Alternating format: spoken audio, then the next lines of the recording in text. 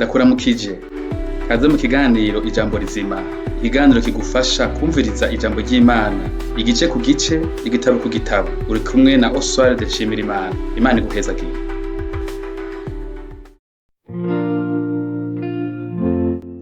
Ubutumwa bwiza uko bwanditswe na Matayo igice ca mbere. Amazina y'abasekuruza ba Yesu Kristo. Igitabo kidondora ukuvuka kwa Yesu Kristo, umwana wa Dawidi wa Aburahamu. Aburahamu yavyaye Isaka yavyaye Yakobo yavyaye Yuda n'abandi bavukana. Yuda yavyaye Peresi na Zera kuri Tamari. Peresi yavyaye Hesironi yavyaye Ramu yavyaye Aminadabu yavyaye Hasoni yavyaye Salumoni yavyaye Bowazi kuri Rahabu. Bowazi yavyaye Obedi kuri Rusi.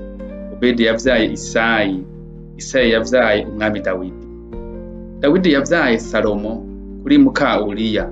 Salomo yavyaye Rehobowamu yavyaye Abiya yavyaye Asa yavyaye Hoshafati yavyaye Yoramu yavyaye Uziya yavyaye Yotamu yavyaye Ahazi yavyaye Hezekiya yavyaye Manase yavyaye Amoni yavyaye Yosiya yavyaye Yekoniya n'abandi bavukana mu gihe co kwambukanwa i Babuloni.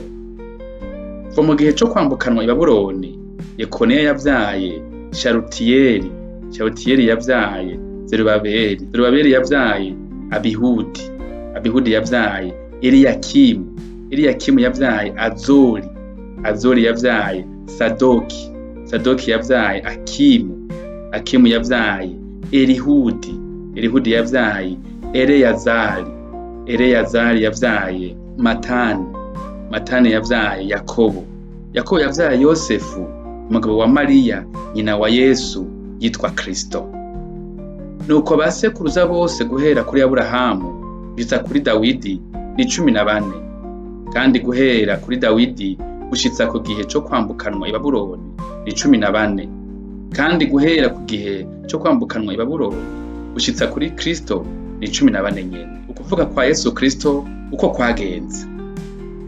Ukuvuga kwa Yesu Kristo kwabaye gutya: nyina Mariya yarakowe na Yosefu ataramurongora, bamubona afise inda yavuye kuri mpwemu yera. Ariko Yosefu umugabo wiwe kuko ari umugororotsi, kandi kuko atagomvye kumutetereza, yumvira kumubengera mu mpisho. Akivyumvira, umumarayika w'umwami Imana amwerekera mu nzozi, aramubarira ati: Yosefu mwana wa Dawidi, ntutinye kurongora Mariya umugeni wawe, kuko atwaye inda ya mpwemu yera. Azovyara umwana w'umuhungu, nawe uzumwite Yesu, ko ari we azokiza abantu biwe ivyaha vyabo. Ivyo vyose vyabaye bityo ngo ivyo umwami Imana yavugiye mu kanwa k'abavugishwa nawe biboneke, ngo raba, inkumi izotwara inda, ivyara umwana w'umuhungu, bazomwita Imanuweli. Bisobanurwa ngo Imana iri kumwe natwe. Yosefu yikanguye aravyuka, agira nk'uko umumarayika w'umwami Imana yamubariye, arongora umugeni wiwe, kandi ntiyigera amwegera gushitsa aho yavyariye umwana w'umuhungu, araheza amwita Yesu. Matayo igice ca kabiri. Abanyabwenge b'inyenyeri barinahaza Yesu. Yesu amaze kuvukira i Betelehemu mu gihugu c'i Yudaya ku ngoma y'umwami Herode, haza abanyabwenge bavuye iburasirazuba baja i Yerusalemu, barabaza bati: umwami w'Abayuda yavutse ari hehe? Ko twabonye inyenyeri yiwe turi iburasirazuba, nayo tukaba tuzanywe no kumushengerera. Umwami Herode avyumvise, ahagarikana umutima n'ab'i Yerusalemu bose, akoranya abaherezi bakuru n'abanyabwenge b'ivyanditswe bose bo muri ubwo bwoko, arababaza ati: Kristo azovukira hehe? Bati: ni Betelehemu mu gihugu c'i Yudaya, niko vyanditswe n'umuntu yavugishwa n'Imana. Kandi wewe Betelehemu mu ntara ya Yuda nturi mutoya mu baganwa ba Yuda, kuko kuri wewe hazova uganza, niwe azoragira abantu banje b'Abisirayeli. buno Herodi ahamagaza b'abanyabwenge mu mpisho, abasiguza igihe iyo nyenyeri yabonekeye, abatuma i Betelehemu ati mugende mubaze mushirutse umwete ivy'uwo mwana, nimwamubona muce muza kumbarira ngo nanje nze kumushengerera. Nabo bumvise iry'umwami baragenda, maze iyo nyenyeri babonye iburasirazuba irabarongora, irinda ishika hejuru y'aho uwo mwana ari, ihagararaho. Babonye iyo nyenyeri banezerwa akaneza kenshi cane. Bashitse mu nzu babona uwo mwana na Mariya nyina wiwe, bikubita hasi baramupfukamira, barumura ibisimbo vyabo, bamushikanira amashikanwa, izahabu n'imibavu n'isenga. Babwiriwe n'Imana mu nzozi ngo ntibasubire guca kwa Herodi, baca mu yindi nzira bisubirira mu gihugu c'iwabo. Guhungira muri Egiputa.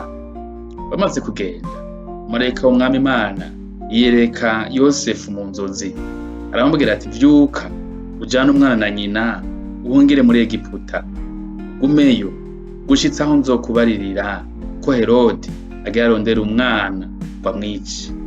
Ahenga mw'ijoro aravyuka ajana umwana na nyina aja muri Egiputa, agumayo gushitsa Herodi amaze gutanga ngo ivyo Umwami Imana yavugiye wavugishwa nawe bishike, ngo nahamagaye umwana wanje ngo ave muri Egiputa.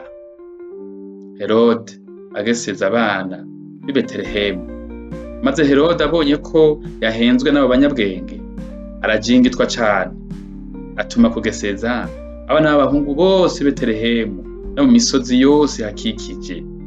Abamaze imyaka 2 n'abatarayimara yagerereje igihe yasigurije abanyabwenge. Niho ivyavuzwe na Yeremiya yavugishwa n'Imana vyashikiye. Induru yumvikana irama, amarira n'amaborogo menshi. Rakeli aririra abana biwe yanka kwirugwa uko batakiriho. Bajana Yesu i Nazareti.